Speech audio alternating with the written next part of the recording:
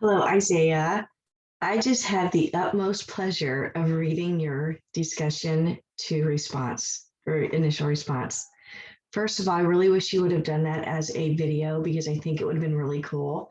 Just to see the excitement on paper, I could tell you had fun doing this.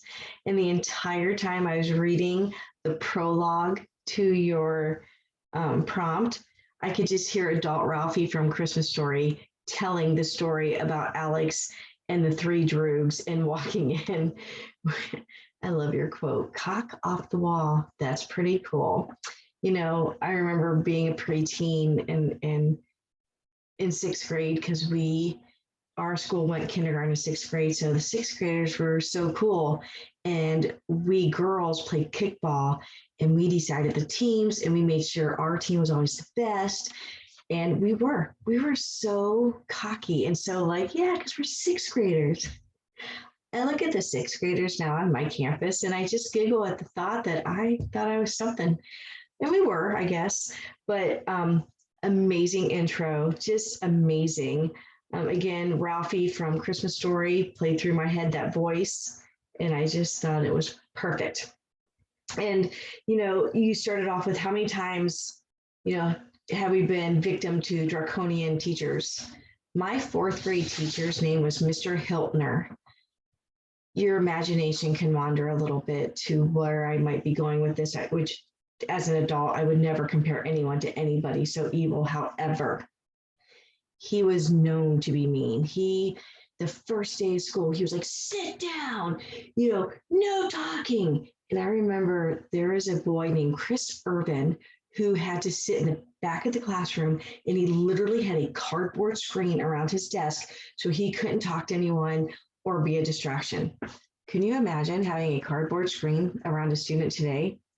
So, and it turned out that he wasn't as bad as he was bad, but not as bad. But so again, someone like me who was just this ray of sunshine, it kind of, I mean, like he was a cloud, and it was like we were terrified. We were so fearful of making a mistake in that classroom. So I do understand being a victim of that type of teacher. I liked your idea about, the noise level in a classroom. You have to let the kids come in and socialize and talk and get out what they need to get out with their friends. Can it happen throughout the day? No, not at all. Can it happen in the morning? Yes. So when my students come in, I do have soft music playing. And once I can't hear it, it's too loud. And I tell them, hey guys, I can't hear the music. Got a couple more minutes to talk, and then let's go ahead and get started. So I really, really liked that. And your next one, when a teacher yells at students to go away. I don't know if you watched Rita Pearson's videos on our suggested or assigned resources that we should watch, but Rita Pearson's amazing. All of her videos, amazing. Well, the one that we watched this time, she had a quote and it just absolutely stuck with me. Kids don't learn from people they don't like. So if a student who's so apprehensive, who's so worried about making mistakes, goes up to their teacher who they're supposed to trust and ask for help, and that teacher brushes them off, well, you just nicked off a mark of likeliness that student's going to have for you. And the more you brush that student off, the more they're not going to like you. And that student isn't going to learn because they're going to shut you out so quick. So make sure if you haven't, make sure you do watch Rita Pearson's videos. She's an inspiration for sure. Okay. And well, yes. And, obviously making kids comfortable in the class. I will tell you really quick, I do have a student who's kind of like the mean kid, the little bit of bully. And he asked me, he's like, can I talk to you? I'm like, sure. And he said that, there's trouble at home with mom and dad and everything. And, and I gave him that voice. I listened. And so I try to just care about a little bit more, make sure he's comfortable in the class. And his mom had a parent-teacher conference with the gen ed teacher, and she said that I have really made her son feel comfortable in the classroom. He's still not allowed to be a mean kid or a bully, but I also kind of give him that quick wink. Well, I don't know how to wink, but I try. So we have to it's okay if our kids like us. It's okay if they want to come up and give us a hug or a high five, because once they're comfortable, we're going to have a good time and they're going to learn, and it's just going to be amazing. All right, so on to your next advertisement of strategies that you are offering here. You talk about, the fear conflicts in the classroom and the turmoil, and then the teacher who never shuts up because they love to hear themselves talk. Sometimes I'm that person. Per our reading, one of the documents on the online database was from Dahl, and he had spoken about having a morning meeting, which I thought, so, you already have a morning meeting, but let's implement kind of a session where let's figure out what a predictable argument might be that day, or if anybody has any grievances. It's a safe space. Have a really cool talking stick, make it the students' own morning meeting where they can figure things out. I stand back, let them do the talking, let them come up with solutions, and they can ask me for advice, or I can wait till I get the talking stick, and then when it's my turn to have the talking stick, I get to talk about whatever I want. So again, I liked how you said, giving the teacher or giving the students a chance to talk and such, and that we should really be brief and concise, because I always say, I talk this much when all I really need to do is say this much.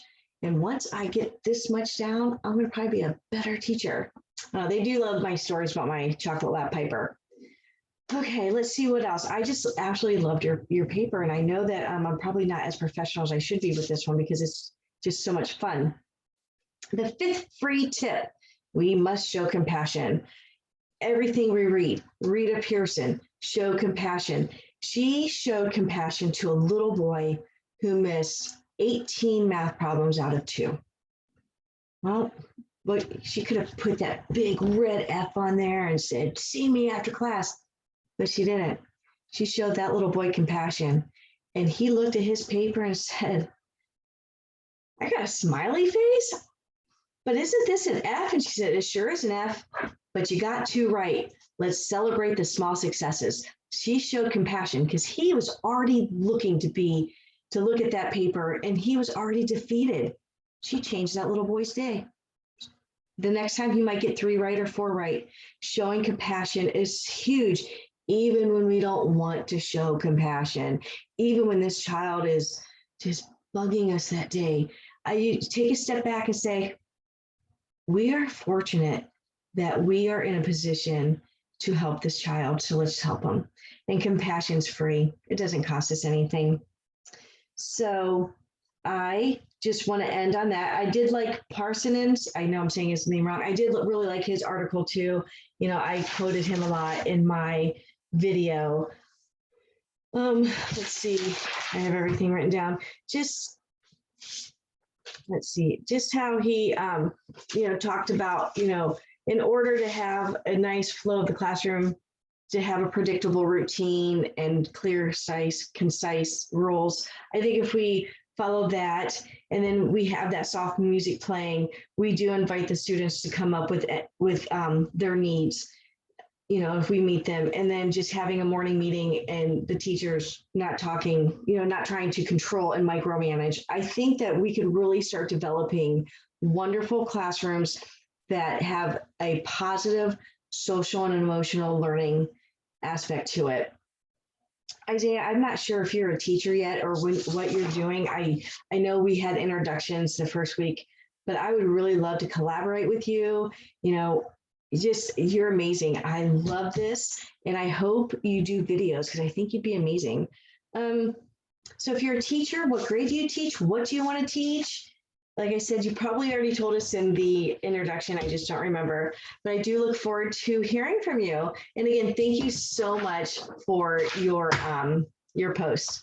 Thanks, Isaiah. You have a really good rest of your day or night or morning, whenever you see this. All right, bye-bye.